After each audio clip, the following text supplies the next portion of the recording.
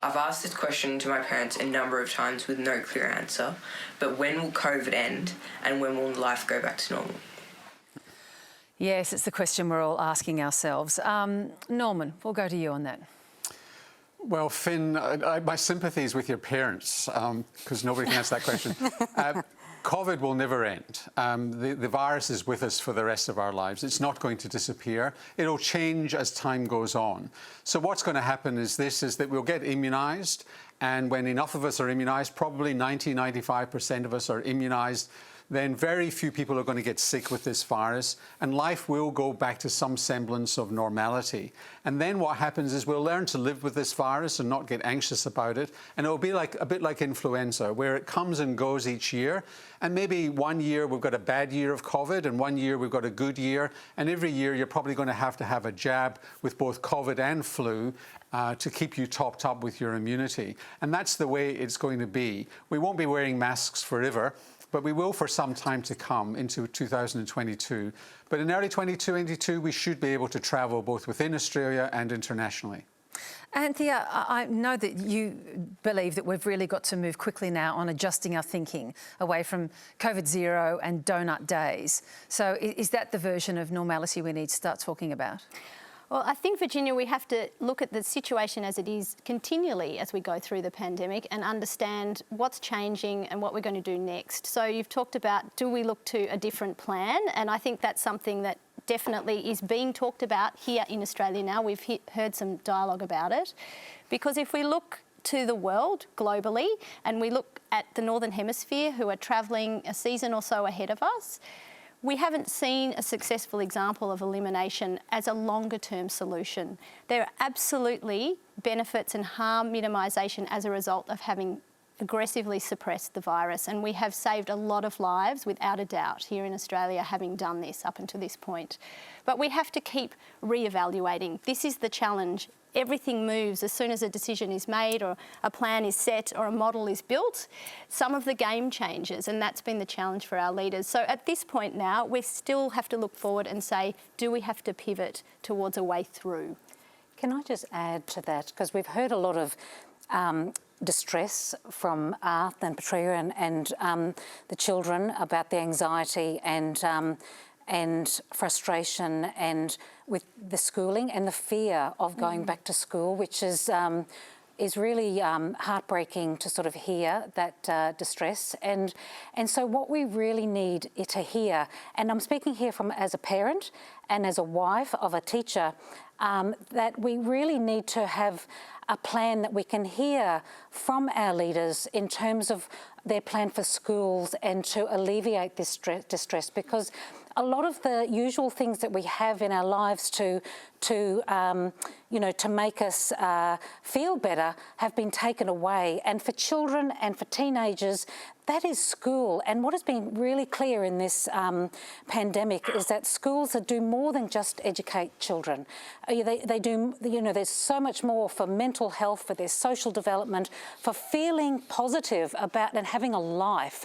And their life to some degree has become their bedroom and their device. And that is not a life, and it's not a life for a child. And in Victoria, that's been particularly awful and very distressing to hear many stories of what's been going on in that regard. And for some children, school is the safest place. And so I want to reassure children and parents that are listening that this isn't, what we are living in now is not typical for the rest of the world. Europe has had their schools open since March, and they have plans in place, and they haven't been vaccinating their children or their teenagers until very recently. I want to jump in there because I know that you came up with what you saw as a traffic light system to get schools reopened on the basis of threat and the basis of the infection in society, which wasn't taken up. And it's been something that's really mattered to you. You think we've been too aggressive with our suppression strategy, if I can phrase it that way, at the expense of kids in school? Look, absolutely. I think there's no doubt about it. And what we know from international data is that schools are not the hotbed of infection. Children are more likely to get infected in their house or out shopping than in the school. I mean, the British data, the UK data, is very clear on that, and that is with Delta as well. I just want to hear from Norman Swan on this, because it gets us really to a discussion about the modelling that we are now relying on that comes from the Doherty Institute. Norman? So the Delta's changed it a bit. So you're now seeing a surge in Britain, and it's just after schools have gone back in Scotland, and you're seeing a surge that's associated with schools going back. And I understand what you're saying. It's either the kids kind of caught it at home and they're bringing it into school, but kids are transmitting, and they're transmitting in the United States as well. So that's where the modelling goes a bit off. Look, what I want to say, which I think is more positive for schools, is that we could be using technology better to open schools really quite soon, using things by getting ventilation better. Our schools are not designed. Our kids breathe dirty air. We all breathe dirty air in the environment in which we live. We haven't thought about this, but can we open windows? Can we put in fans? Can we have highly ventilated environments? Wearing masks, vaccinated teachers, rapid antigen testing, maybe even for kids and teachers, so that if you're positive, if infectious, you don't come to school. There are ways of actually getting back to school which are, which use technology to make it a much safer place. Absolutely, and people like Orla Hegarty have done amazing work in Ireland, and other leading scientists who work with aerosols who have been advocating for this for absolute months. Ventilation, filtration, masking, separation and the like.